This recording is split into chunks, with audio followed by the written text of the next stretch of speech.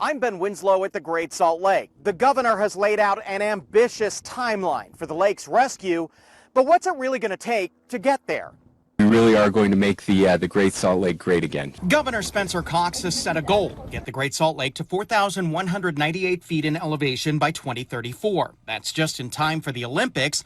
It's been praised by policymakers and environmentalists alike. We're about to do something that's never been done anywhere in the world. The Great Salt Lake has dropped to historic lows impacted by water diversion, drought, and a changing climate. Josh Romney is among those who raised $200 million from wealthy Utahns to help the lake, and he's not done yet. But even he thinks the governor's goal isn't the right number. What I want to see is a healthy lake by the Olympics. I want to see, and even more than that, I want to see this lake stop declining and start increasing water every year. Brian Steed, the man appointed by Utah's political leaders to save the Great Salt Lake, agrees. It's not just a arbitrary level, it's trying to get the lake healthier. So if 4198 is not the right metric, what is it going to take to get the lake healthy again? Do we have a healthy, vibrant ecosystem, right? Is the lake keeping the dust down, which is something that a lot of people are concerned about? We talked to all these people who have a stake in the lake. It is aggressive, but it is achievable. Brig Daniels and Beth Parker work on a lot of research in water law governing the Great Salt Lake. We're going to need funding,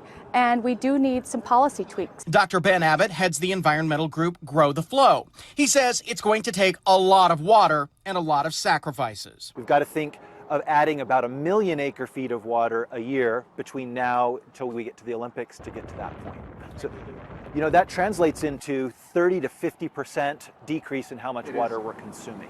Abbott believes it's doable, but everyone's going to have to start conserving from agriculture to residential. The reality is we're still underpaying for our water. Money talks and $200 million will help. Here's what Josh Romney says he'd like to see some of it spent on. Phragmites, that's one of those things that's low-hanging fruit. We are going to have to start buying water rights. I mean, that's going to be part of the solution. But there's still going to need to be policy shifts, which means it's back to Capitol Hill. If you think about what the farmers do themselves, that's the model that we're looking for.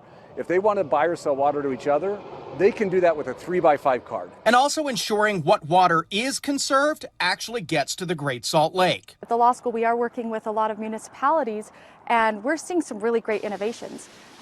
So then implementing some policies to make sure that water gets to the lake, I think it actually will net results. Tim Hawks is a former state lawmaker who crafted a lot of the original bills to save the Great Salt Lake. He now works with the brine shrimp industry. The single most important thing I tell people that they can do is to use less water outside.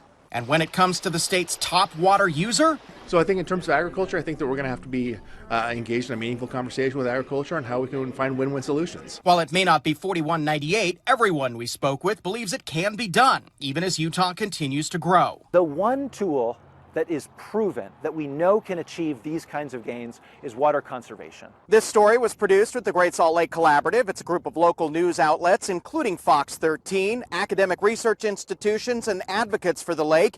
You can find out more at fox13now.com.